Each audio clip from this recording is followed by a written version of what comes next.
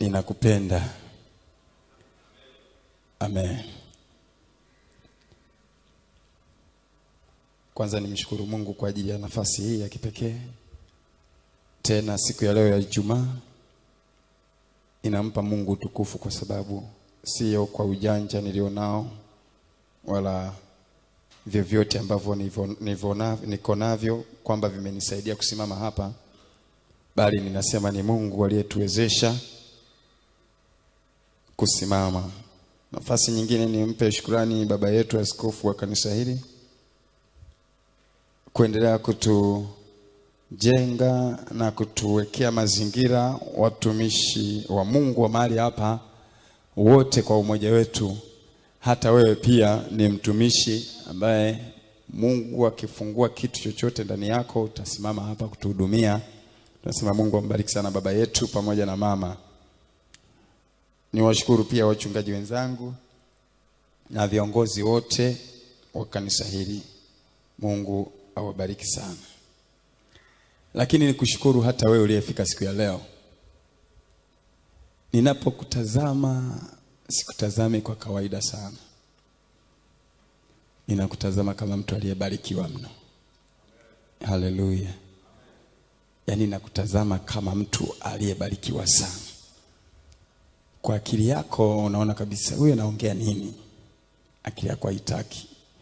Lakini nakuona ni mtu aliyebarikiwa, kwa sababu kutoka nyumbani kwako kusafiri kwenda Shilo kuabudu ni kitu cha tofauti sana. Ni kitu muhimu sana. Ni kitu cha kipekee sana. Kibamba, Kibaha, Kigamboni, Gongo la Mboto, Bunju, wapi, kila mtu alikotokea amepanda gari naenda Leaders Kinondoni kuabudu Free Church. Sio jambo jepesi.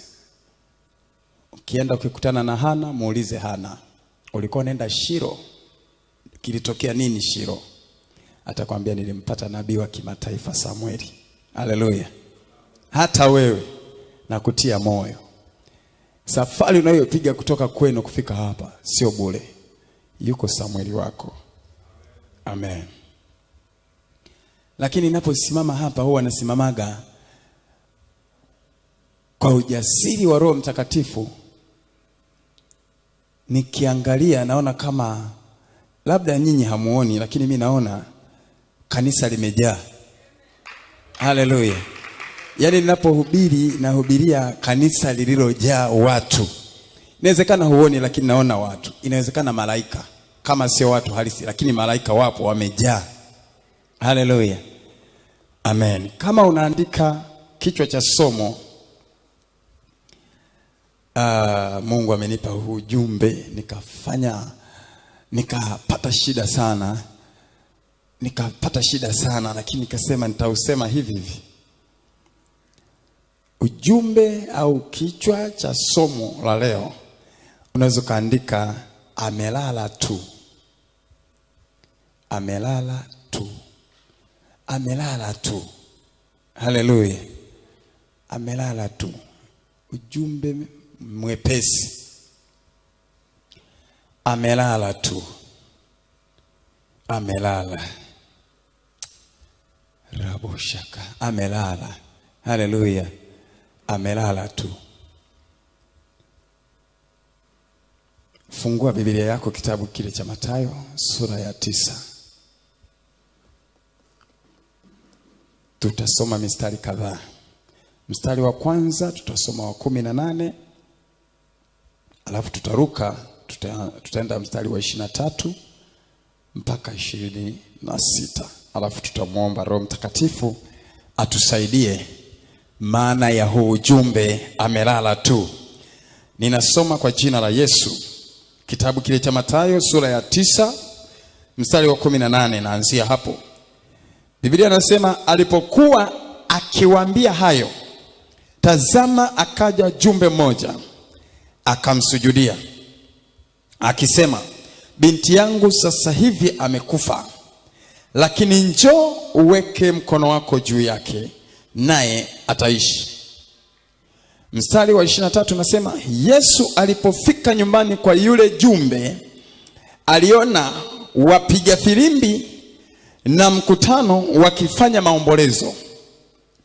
Akawaambia, ondokeni, kwa maana kijana hakufa, amelala tu. Wakamcheka sana. Pigia mstari hapo. Wakamcheka sana, sio kidogo, sana. Mstari wa 25 anasema, lakini makutano walipoondoshwa, aliingia akamshika mkono yule kijana, akamshika yule mkono yule kijana akasimama. Mstari wa 26 unasema, zikaenea habari hizi katika nchi yote. Mgeukie jirani yako, mwambie amelala tu. Amelala. Amelala. Haleluya. Wakati Mungu ananipa ujumbe amelala tu, nikawa najiuliza, kwa nini Yesu alitumia neno amelala wakati jumbe anaona mtoto wake amekufa, lakini yeye anasema amelala? Kwa nini apishanishe maneno kati ya mwenye mtoto na yeye ambaye hajajua? Yeye sio mtoto wake, ameletewa tu habari. Alikuwa katika kusema na wanafunzi wake, jumbe katokea, anaenda kumwambia, naomba uende nyumbani kwangu, hivi ninavyokuita tayari mtoto ameshakufa. Hapa hivi ninavyokuja kwako, mtoto wangu hivi alipo hana uhai tena, amekufa. Naomba microphone kidogo nisaidie, monitor hazifanyi kazi. Anamwambia amekufa, maana ya kwamba hana uhai tena ndani yake mtoto wangu. Jumbe alijitahidi kuzungumza kwa ujasiri, kwa sababu aliamini kwamba Yesu akifika akimwekea mkono ataamka tena, ataishi. Lakini akili yake na mawazo yake alijua kabisa mtoto wangu kweli amekufa. Kwa hiyo kama mtoto amekufa, maana yake alitegemea kupokea taarifa tena kutoka kwa Yesu kwamba anaenda kumfufua mtoto wangu aliyekufa. Alitegemea kuambiwa na Yesu kwamba nitakuja nimfufue. Lakini majibu ya Yesu, microphone itanitesa, nasikia za kule juu. Majibu ya Yesu yanasema mtoto amelala tu. Hapo kidogo. Asante. Maandiko yanasema ya kwamba Yesu akamwambia mtoto amelala. Kabla hajarudisha majibu kwa yule jumbe kwamba amelala, yule jumbe alikuwa bado anasubiri matokeo kutoka kwa Yesu. Anasema nini? Maana alimwambia mtoto wangu ameshakufa, hana tena uhai, njoo uweke mkono juu yake naye ataishi. Kwa hiyo imani ya yule jumbe ni kwamba Yesu akifika nyumbani kwangu mtoto ataishi. Lakini ndani yake yule jumbe anajua kabisa mtoto wangu amekufa. Tunapata picha hapa ya kwamba inawezekana kabisa kwamba unamwamini Yesu kwamba anaweza kukutendea jambo fulani, lakini unajua kabisa atatenda, lakini hili jambo limesha kuisha, limekufa. Yani kichwani mwako unaamini kabisa, akili yako ina sense kabisa kwamba hapa kila kitu kimekatika, labda kwa sababu ya Yesu kitaishi. Yani unalabdisha, unachukua labda ataishi, naye ataishi. Yani anachukulia kwamba kwa sababu ni Yesu atamwekea mikono ataishi, lakini ndani ya akili yake anajua amelala, amekufa. Ndani ya akili yake anasema amekufa, lakini Yesu anajua mtoto amelala. Nisikilize kidogo hapo nitaka nikuwekee tu kitu ambacho kinaitwa kati ya kufa na kulala. Kufa na kulala ni vitu viwili tofauti. Mwenye mtoto anamuona mtoto amekufa, lakini Yesu anamuona mtoto ambaye sio mtoto wake kwamba amelala. Aliyekufa manake uhai haupo tena ndani yake, umetwaliwa, ameondoka. Kilichobaki pale ni body tu, ni mwili ambao hauna roho ndani yake, hauna uhai ndani yake. Lakini Yesu majibu yake anasema amelala. Manake mtu aliyelala ni mwili upo ambao roho pia ipo, ila fahamu za yule mtu hazipo pale. Ni mtu ambaye yuko kwenye usingizi tu. Ni mtu ambaye amelala tu kipindi fulani tu, lakini atarudi kwenye hali yake ya kawaida. Kwa hiyo katika mtazamo wa kawaida, mwenye mtoto ana mtazamo wa kuto kufanikiwa. Lakini Yesu ambaye sio mwenye mtoto ana mtazamo wa kuwa yule atafanikiwa. Yani ni nini? Ni hivi. Mwenye mtoto ameweka picha ya kwamba huyu hapa, pasipo Yesu huyu tunaenda kuzika. Lakini Yesu anasema hata iweje, huyu mtoto uhai uko ndani yake. Uhai uko ndani yake, lakini yeye mwenye mtoto hajui kama mtoto na uhai ndani yake. Bwana Yesu asifiwe. Unaweza kama unapata unajiuliza kitu gani anazungumzia? Ninazungumzia vitu ambavyo unaishi navyo mwenyewe mtaani. Ninazungumzia mazingira ya kawaida ya kwako ambayo unakutana nayo kila siku, kila asubuhi, kila saa. Kuna mambo kabisa unaona kabisa hili jambo kwangu haliwezekani tena, limeshakufa, limeondoka. Sitegemei kabisa kwamba litakuwa sawa. Yani umeondoa picha ya uhai wa kile kitu ambacho nakiamini ndani yako. Alafu yeye Yesu anasema hicho kitu ambacho wewe unaona kabisa kwamba hakina uhai, yeye anaona kina uhai. Unaanzisha mradi wako unauanzisha ukiwa na kiasi labda cha milioni 2. Alafu kile kimradi kinakwenda kinapukutika, kinaisha kabisa. Kinaisha kabisa. Unabaki unasema labda Yesu tu aingilie kati. Lakini kiukweli biashara, haleluya. Yani unabaki na picha tu ya kitu, lakini uhalisia wa kwako unaujua kwamba hiki kitu hakiwezekani tena. Unabaki na picha ya jambo fulani ambalo unatamani, lakini uhalisia wa lile jambo ambalo unalitamani haupo. Bwana Yesu asifiwe. Umepitia changamoto fulani.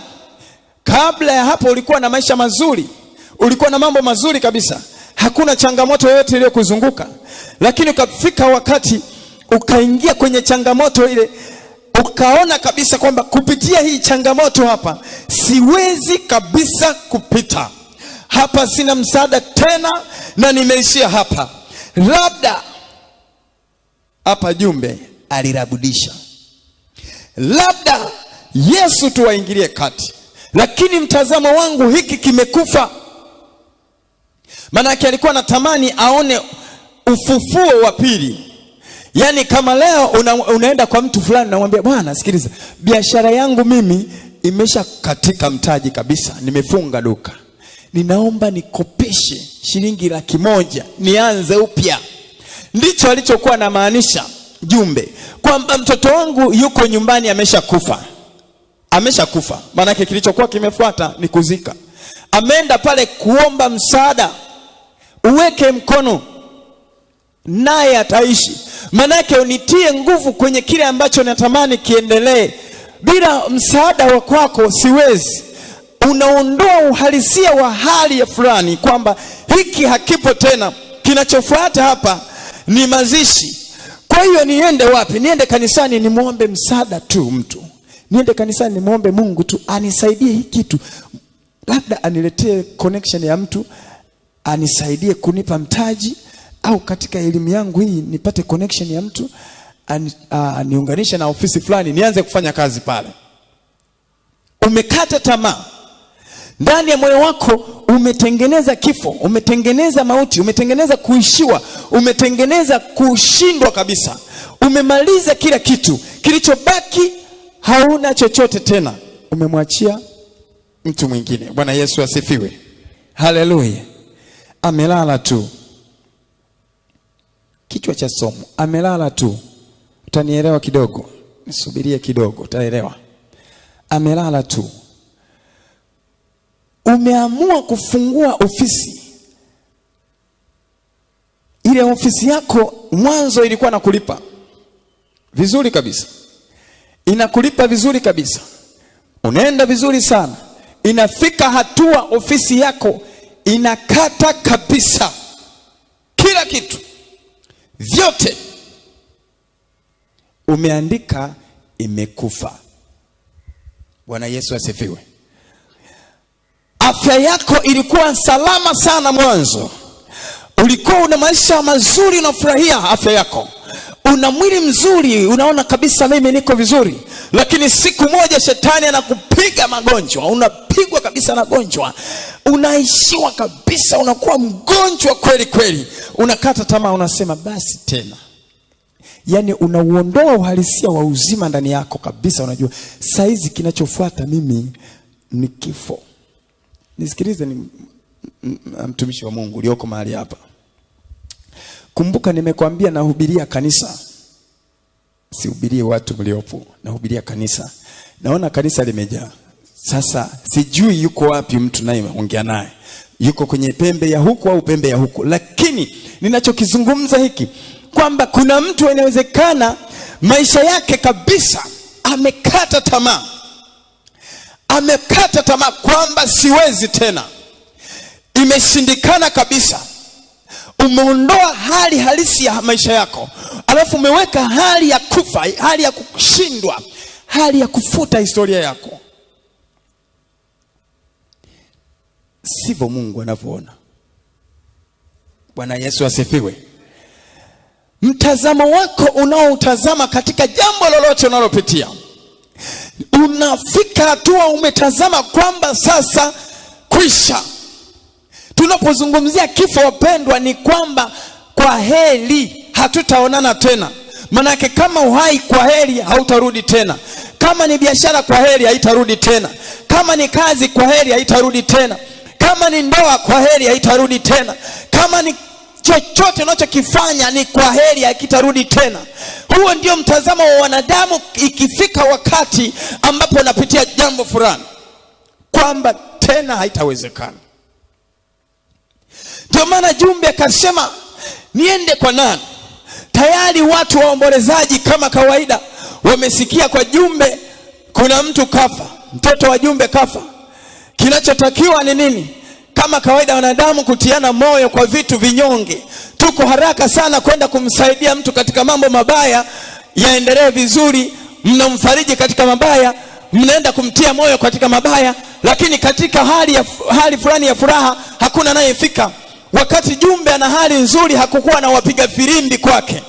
Wakati Jumbe watoto wake wako na salama hakuwa na mikutano kwake.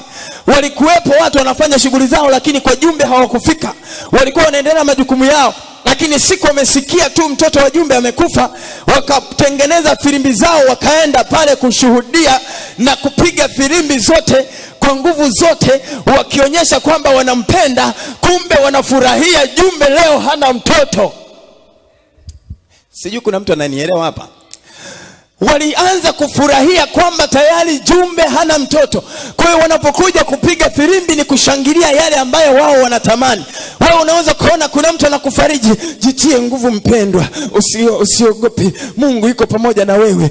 Ndiyo najua Mungu yuko pamoja na mimi. Kwa nini usije kunitia moyo kabla hata hili halijatokea? Unakujaje kunitia moyo tayari nimeshaingia kwenye matatizo? Unaanza kusema Mungu yuko pamoja na mimi leo wakati tatizo limeingia. Wakati tatizo lijaingia mbona hujasema? Kwa hiyo kama unaona leo Mungu yuko pamoja na mimi, hufai kwangu. Unafaa kuniambia Mungu yuko pamoja na mimi wakati niko sawa sawa kabisa, niko vizuri kabisa. Njoo nitie moyo, njoo tushangilie pamoja, nipigie filimbi pamoja, tusifu pamoja, tukiwa na maisha mazuri, tuenjoy pamoja. Hiyo ndio jambo linalopendezwa sana katika hali ya kibinadamu. Lakini wanadamu sijui mioyo yetu imegeukia wapi. Pindi mtu amekufa, mimi nitatoa milioni 10 kwa ajili ya mazishi. Wakati mtu yuko hospitali 10,000 hujawahi kupeleka ya dawa. Bwana Yesu asifiwe. Wakati mtu anapitia changamoto, maisha anayoishi ni shida, anahangaika hata kupata msosi, anataabika.